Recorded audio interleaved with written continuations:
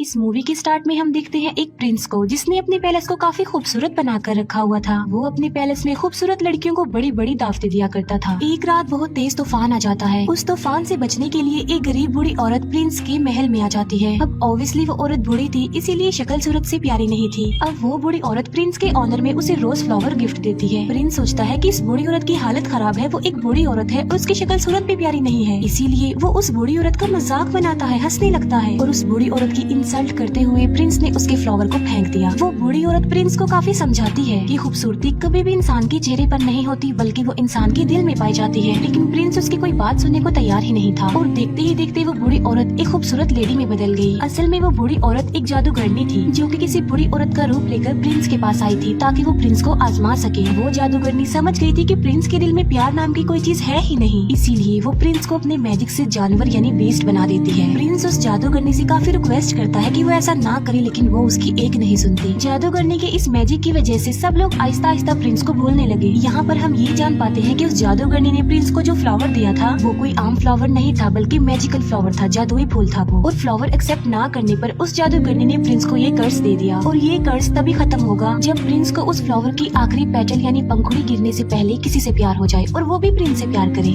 लेकिन आखिरी पंखुड़ी गिरने से पहले अगर प्रिंस से किसी ने प्यार ना किया तो प्रिंस कभी भी इंसान नहीं बन सकेगा दोबारा, बल्कि बेस्ट ही रहेगा वो हमेशा। काफी साल गुजर जाते हैं लेकिन उस पैलेस में कोई भी नहीं आता। फिर हमें पैलेस के करीबी एक गांव में एक लड़की दिखाई जाती है जिसका नाम होता है बेल। बेल को किताबें पढ़ने, स्टोरीज पढ़ने का काफी शौक था। बेल के फादर एक डिजाइनर होते हैं। उसी गांव में एक और लड़का भी रहता है जिसका नाम होता है गैस्टोन। गैस्टोन जो कि बेल से शादी करना चाहता था, लेकिन बेल उसे शादी करना नहीं चाहती थी क्योंकि वो एक प्राउड इंसान था। गैस्टोन बेल से शादी करने के लिए उसे अपना बनाने के लिए काफी स्ट्रगल भी किया करता था, लेकिन उसकी कोशिशें नाकाम ही रहती है। एक दिन बेल के फादर को कहीं पर जाना था। जिस रास्ते से उन्होंने जाना था वो एक जंगल था। बेल के फादर देखते हैं कि उनके रास्ते में तो आग लगी हुई है, लेकिन वहाँ पर एक और रास्ता भी था जहाँ पर वो मुड़ जाते हैं। बेल के फादर अपने घोड़े पर सवार होते हैं, लेकिन तभी उन्हें जंगल से भेड़ियों की आवाज सुनाई देती है और फिर वही भेड़िए उनका पीछा करने लगते हैं। बेल के फादर अपनी जान बचाने के लिए वहाँ से भागते हैं और भागते भागते वो आ जाते हैं बीस्ट के पैलेस के पास। बेल के फादर जब अंदर जाते हैं तब उन्हें वहाँ पर कोई भी दिखाई नहीं देता। हालांकि ऐसा लग रहा था कि पैलेस में कोई रहता है। कैंडल्स भी जल रही थी और टेबल पर खाना भी पड़ा हुआ था। इतना अच्छा खाना देखकर बेल के फादर खाना खाने लगते हैं, लेकिन हम फिर बहुत हैरान कर देने वाली चीज देखते हैं। वहाँ पर जो कप पड़ा होता है वो बेल के फादर से बातें करने लगता है। बेल के फादर समझते हैं कि ये कोई सॉल है जो उन्हें डराने की कोशिश कर रही है, इसीलिए बेल के फादर उसे कहते हैं कि मैं तुमसे नहीं डरता। ये कहकर बेल के फादर वहाँ से भाग जाते हैं। अब यहाँ पर सवाल ये उठता है कि वो कप कैसे बोल पाया। असल में बात ये है कि वहाँ पर यानी पैलेस में जितनी भी चीजें पड़ी हुई थी वो पहले इंसान हुआ करते थे, लेकिन जादूगरनी के कर्ज की वजह से वो सब चीजों में बदल गए। बेल के फादर भागते हुए गार्डन में आ जाते हैं। वो देखते हैं कि वहाँ पर बहुत प्यारे प्यारे फ्लावर लगे हुए हैं। बेल के फादर सोचते हैं कि मेरी बेटी बेल ने अपने लिए फ्लावर मंगवाया था, इसीलिए वहाँ से वो एक फूल तोड़ लेते हैं और तभी वहाँ पर बीस्ट आ जाता है। फ्लावर चोरी करने की पनिशमेंट देने के लिए बीस्ट उन्हें प्रिजनर बना लेता है, लेकिन बेल के फादर का घोड़ा वहाँ से भाग जाता है और वो सीधा अपने घर आता है बेल के पास। बेल जब देखती है कि घोड़ा अकेला आया है, उसके फादर नहीं आए, तो वो फौरन समझ जाती है कि उसके फादर किसी मुसीबत में फंस गए हैं। इसीलिए बेल अपने फादर को ढूंढने के लिए उस घोड़े पर बैठ जाती है। वो घोड़ा बेल को ले आता है पैलेस में और पैलेस में ही बेल के फादर को प्रिजनर बनाकर रखा हुआ था। बेल जब पैलेस के अंदर जाती है तब उसे वहाँ पर कोई भी दिखाई नहीं देता। बेल वहाँ पर काफी आवाजें भी लगाती है, लेकिन उसे आगे से कोई भी रिस्पॉन्स नहीं मिलता।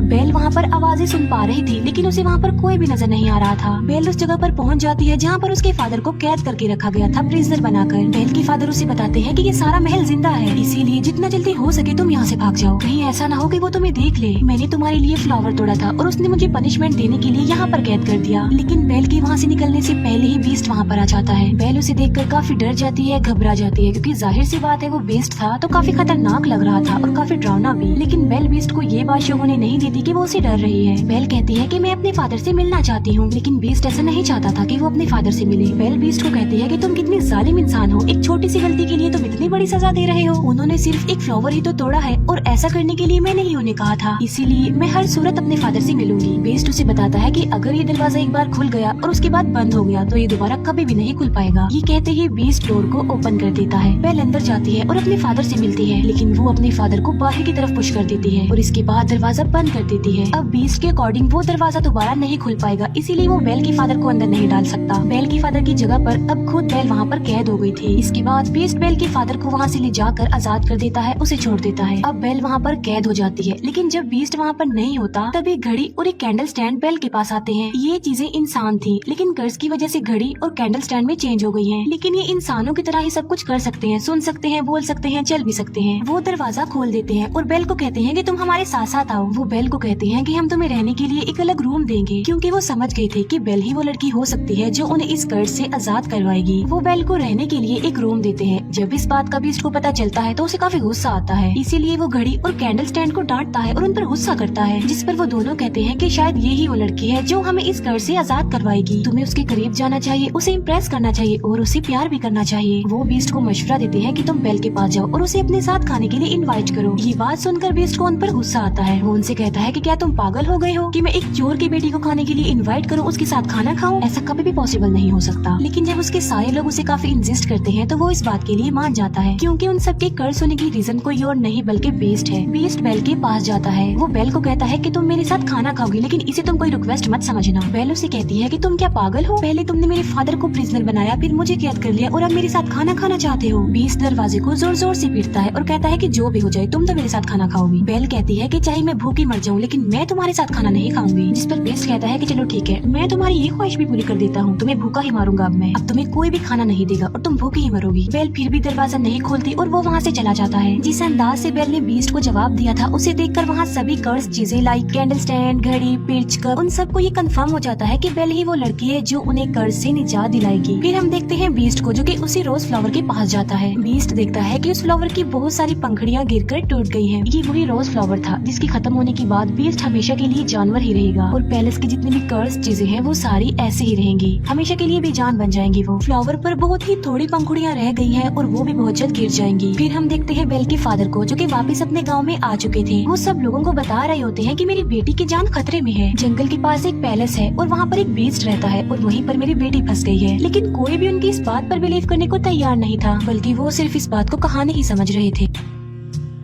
लेकिन गैस्टोन, जो कि बेल से शादी करना चाहता था, वो बेल के फादर को इम्प्रेस करने के लिए कहता है कि मैं तुम्हारी बात पर यकीन करता हूँ, मैं तुम्हारे साथ जाऊंगा तुम्हारी बेटी को बचा लाने के लिए। तब गैस्टोन और उसका एक साथी बेल के फादर के लिए जंगल के रास्ते निकल पड़ते हैं। जिस रास्ते पर बेल के फादर गए थे वो रास्ता इन्हें कहीं पर मिलता ही नहीं है। गैस्टोन को इस बात पर काफी गुस्सा आता है। वो बेल के फादर को कहता है कि तुम्हारा दिमाग खराब हो गया है, कोई बीस्ट नहीं होता। गैस्टोन बेल के फादर को ये भी कह देता है कि मैं तुम्हारी बेटी से प्यार करता हूँ और मैं उससे शादी करूंगा। जिस पर बेल के फादर कहते हैं कि तुम्हारी ये ख्वाहिश कभी भी पूरी नहीं हो सकती। इस बात पर गैस्टोन को काफी गुस्सा आता है। वो बेल के फादर के हाथ पांव बांध देता है और उन्हें एक ट्री के नीचे मरने के लिए छोड़कर वहाँ से चला जाता है, क्योंकि वो भेड़ियों का इलाका था और भेड़िए उन्हें मारकर खा लेंगे। फिर हम एक लेडी को देखते हैं जिसे उसके गांव से निकाल दिया गया था और उसका नाम था अगथा। अगथा बेल के फादर की जान बचा लेती है और उन्हें आजाद कर देती है। पैलेस में हम बेल को देखते हैं, जो कि उसी रोज फ्लावर के पास आ जाती है। बेल उस फ्लावर को भी टच करने ही वाली होती है कि वहाँ पर आ जाता है बीस्ट। बीस्ट उसे कहता है कि तुम्हें अंदाजा नहीं कि तुम अभी क्या करने वाली थी, अभी हम सब के सब मारे जाते हैं। बीस्ट गुस्से में आकर बेल से कहता है कि चली जाओ यहाँ से। तब बेल रोते हुए वहाँ से भागकर चली जाती है। घोड़े पर बैठकर जब बेल जंगल पार कर रही होती है तो वहाँ पर बहुत सारे भेड़िए आकर बेल को चारों तरफ से घेर लेते हैं। लेकिन इससे पहले कि वो भेड़िए बेल को कोई नुकसान पहुँचाते, वहाँ पर बीस्ट आ जाता है। वो उन भेड़ियों का काफी मुकाबला करता है, उन्हें काफी मारता है। बीस्ट उन सब भेड़ियों को वहाँ से मार भगाता है, लेकिन इस लड़ाई के दौरान वो खुद भी इंजर्ड हो जाता है। बेल अभी घोड़े पर बैठकर वहाँ से जाने ही वाली होती है तो वो देखती है कि बीस्ट जमीन पर गिर गया है, क्योंकि वो काफी इंजर्ड है, उसकी हालत काफी खराब हो गई है। अब क्योंकि बीस्ट ने बेल की जान बचाई थी, उसे नई जिंदगी दी थी, इसीलिए बेल वहाँ से जाने की बजाय उसके पास आ जाती है। बेल उससे कहती है कि मैं तुम्हें उठा नहीं सकती, इसीलिए तुम्हें हिम्मत करके खुद ही उठना होगा। बड़ी मुश्किल से हिम्मत करते हुए बीस्ट खड़ा हो जाता है। बेल उसे अपने साथ घोड़े पर बिठाकर पैलेस में वापस ले आती है। बेल एक बार फिर से वापस उसी पैलेस में आ गई थी। पैलेस की सारी कर्ज चीजें बेल को देखकर काफी खुश हो जाती है, क्योंकि वो चाहते थे कि बेल यही रहे इसी पैलेस में। बेल और बीस्ट को एक दूसरे से प्यार हो जाए, जिसकी वजह से कर्ज खत्म हो जाए और सब कुछ नॉर्मल हो जाए। वो चीजें बेल को सारी स्टोरी नहीं बताती, ना ये बताते हैं कि वो इस कर्ज से कैसे आजाद होंगे, बल्कि सिर्फ ये बताते हैं कि जब उस फ्लावर की आखिरी पंखुड़ी गिर जाएगी हम सब ऐसे ही रह जाएंगे और बीस्ट भी हमेशा के लिए बीस्ट ही रह जाएगा। बेल बीस्ट को बैंडेज लगाती है। बेल जब बीस्ट के पास होती है तो वो एक शेर पढ़ती है, क्योंकि बेल का इंटरेस्ट बुक में, स्टोरी में और पोएट्री में बहुत ज्यादा था, लेकिन उस शेर को बीस्ट कंप्लीट करता है। ये बात बेल को काफी हैरान कर देती है। बेल उससे पूछती है कि क्या तुम भी पोएट्री पढ़ते रहते हो? बीस्ट कहता है कि मैं लव स्टोरी, प्यार, मोहब्बत, इनकी पोएट्री नहीं पढ़ता, बल्कि मैंने बहुत ज्यादा बुक्स पढ़ी हुई है, बहुत ज्यादा पोएट्री के बारे में जानता हूँ। इस पर बेल कहती है कि मुझे तो प्यार मोहब्बत की बातें, प्यार मोहब्बत की कहानियाँ बहुत पसंद है। जिस पर बीस्ट कहता है कि तुम्हारी शक्ल देखकर ऐसा लगता है कि तुम्हें प्यार मोहब्बत में बहुत इंटरेस्ट है। अगर तुम कुछ पढ़ना ही चाहती हो तो कुछ अच्छा पढ़ो। फिर बीस्ट बेल को अपने साथ अपनी लाइब्रेरी में लेकर जाता है, जो कि काफी बड़ी थी। वहाँ पर बहुत ज्यादा बुक्स थी। बेल उन बुक्स को देखकर काफी शॉक्ड भी रह जाती है और काफी खुश भी हो जाती है, क्योंकि गाँव में पढ़ने के लिए उसे कोई भी बुक नहीं मिलती थी और यहाँ पर तो उसे इतनी सारी बुक्स मिल गई है। बीस्ट कहता है कि अगर तुम चाहती हो तो हमारे साथ यहाँ पर रह सकती हो। ये बात बेल को काफी खुश कर देती है। फिर वक्त के साथ साथ एक दूसरे के साथ काफी टाइम गुजारने लगे। इन दोनों की दोस्ती हो गई। वो एक दूसरे के काफी करीब आ गए। एक दूसरे की लाइक्स डिसलाइक्स उन्हें पता भी चल गए। दोनों साथ मिलकर खाना भी खाते थे। फिर बीस्ट बेल को गाना भी गाकर सुनाता है और बीस्ट बेल को एक बुक भी दिखाता है, जो कि एक जादुई बुक थी। वो कहता है कि ये बुक मुझे किसी जादूगरनी ने दी थी और इस किताब की मदद से हम लाइफ के किसी भी टाइम में जा सकते हैं। लाइक हम पास्ट टाइम में जा सकते हैं, फ्यूचर टाइम में जा सकते हैं। बेल उस टाइम में जाना चाहती थी जब वो अपनी मदर से आखिरी बार मिली थी। बेल जब उस टाइम में जाती है तब उसे पता चलता है कि उसकी मदर को एक इन्फेक्शन हो गया था। इसीलिए बेल की मदर ने बेल के फादर को कहा था कि तुम बेल को लेकर हमेशा के लिए यहाँ से चले जाओ, ताकि मेरी बेटी को भी ये इन्फेक्शन न लग जाए।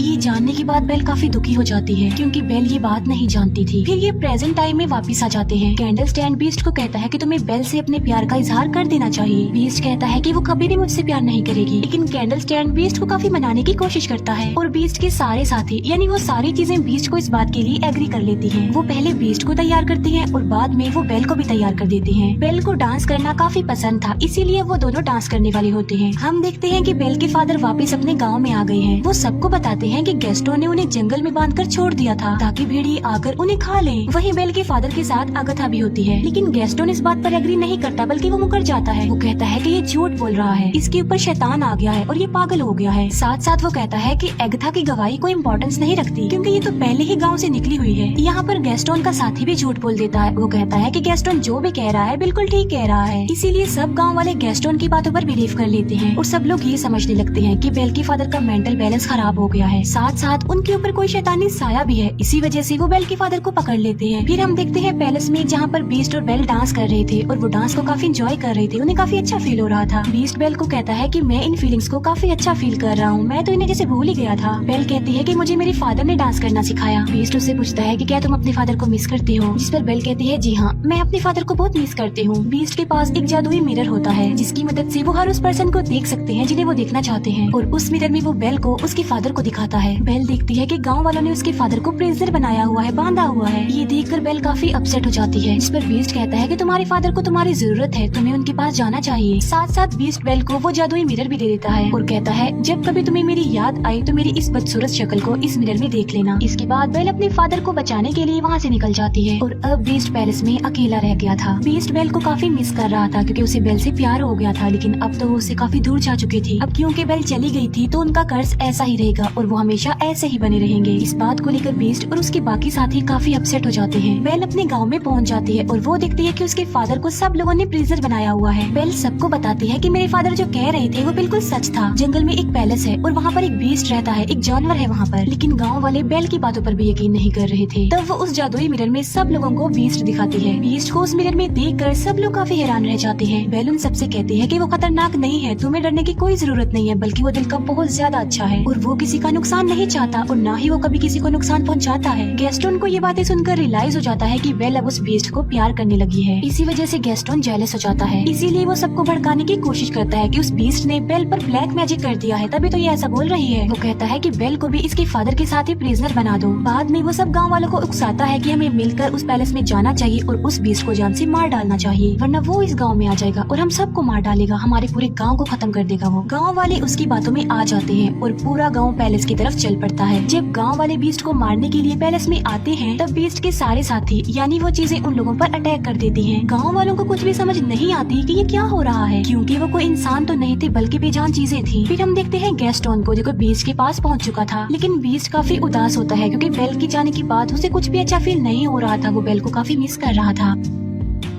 गेस्टोन बीस्ट को कहता है तुम क्या समझते हो कि बेल तुमसे प्यार करती है, बल्कि तुम्हें मारने के लिए उसने हम सब गांव वालों को भेजा है। ये कहते ही वो बीस्ट पर गोली चला देता है और बीस्ट जाकर नीचे गिरता है। लेकिन नीचे गिरने से पहले बीस्ट टेरेस के एक टॉप को पकड़ लेता है, लेकिन इससे पहले कि गेस्टोन दूसरी गोली चलाता बेल वहाँ पर आ जाती है। गेस्टोन को रोकने के लिए बेल उसका हाथ पकड़ लेती है। इस फाइट में गेस्टोन भी जाकर नीचे गिर जाता है। गेस्टोन की गन भी उसके हाथ से गिर जाती है। बीस्ट ऊपर आने की कोशिश करता है, तभी बेल उसे आवाज देती है। वो बीस्ट को बताती है कि मैंने गाँव वालों को रोकने की बहुत कोशिश की थी, लेकिन वो नहीं रुके। बेल को वहाँ देखने के बाद बीस्ट के अंदर एक हिम्मत पैदा हो जाती है और अब वो गैस्टोन का मुकाबला करना चाहता था और अब वो पहुँच जाता है गैस्टोन के पास। वो गैस्टोन को गर्दन से पकड़ लेता है और उसे हवा में कर देता है और बीस्ट गैस्टोन को काफी ऊंची दीवार से फेंकने ही वाला होता है, जिस पर गैस्टोन बीस्ट से काफी रिक्वेस्ट करता है कि प्लीज मुझे मत फेंको, प्लीज बीस्ट मुझे छोड़ दो। बीस्ट उससे कहता है कि मैं बीस्ट नहीं हूँ। ये कहते ही बीस्ट गैस्टोन की जान छोड़ देता है और उसे कहता है चले जाओ यहाँ से। गैस्टोन वहाँ से चला जाता है और बीस्ट आ जाता है बेल के पास। मौके का फायदा उठाकर गैस्टोन अब पीछे की तरफ से बीस्ट पर गोलियां चलाता है, जिसकी वजह से बीस्ट नीचे गिर जाता है। लेकिन गैस्टोन जिस जगह पर खड़ा हुआ था वो जगह टूट जाती है और गैस्टोन भी जाकर नीचे गिरता है। इतनी ऊंचाई से गिरने की वजह से गैस्टोन मर जाता है। बीस्ट की हालत काफी खराब हो जाती है क्योंकि वो काफी इंजर्ड था और अपनी आखिरी सांस गिन रहा था। बेल बीस्ट को कहती है कि अब के बाद मैं तुम्हें कभी भी छोड़ के नहीं जाऊंगी, जिस पर बीस्ट कहता है लेकिन अब मेरी तो जाने का वक्त हो गया है, जिस पर बेल कहती है कि तुम्हें कुछ नहीं होगा, सब कुछ नॉर्मल हो जाएगा। और हम देखते हैं कि उस फ्लावर की आखिरी पंखुड़ी भी गिर जाती है। जैसे ही वो पंखुड़ी गिरती है बीस्ट बिल्कुल खामोश हो जाता है और वहाँ पर बीस्ट के जितने भी साथी थे यानी वो चीजें थी वो भी एकदम से बेजान हो जाती हैं। बीस्ट को मरता हुआ देखकर बेल को काफी दुख होता है और उसकी आंख में आंसू होते हैं। यहाँ पर बेल भी अपने प्यार का इजहार कर देती है। वो बीस्ट को कहती है मैं तुमसे बहुत प्यार करती हूँ और वो बीस्ट के करीब भी आती है। तभी वहाँ पर एगथा भी आ जाती है। एगथा जिसे गाँव के लोगों ने निकाल दिया था। असल में बात ये नहीं थी बल्कि वो जादूगर कोई और नहीं बल्कि एगथा थी। वो देखती है कि बीस्ट को किसी से प्यार हो गया है और वो लड़की भी अब बीस्ट से प्यार करती है, यानी अब वो कर्ज खत्म हो गया है। और देखते ही देखते बीस्ट के चारों तरफ रोशनी ही रोशनी चमक उठती है और बीस्ट अब एक खूबसूरत प्रिंस में चेंज हो जाता है। ये देखकर बेल काफी खुश हो जाती है। वो दोनों एक दूसरे को देखकर काफी खुश होते हैं, एक दूसरे के पास आते हैं और एक दूसरे को गले से लगा लेते हैं। और पैलेस की जितनी भी कर्ज चीजें थी अब वो इंसान बन गई थी, यानी अपने असली रूप में आ चुकी थी। सब लोग काफी खुश हो जाते हैं। बेल और बीस्ट पैलेस में सब लोगों के बीच में डांस कर रहे होते हैं और इसी के साथ ही इस मूवी की हैप्पी एंडिंग हो जाती है। Thank you for watching.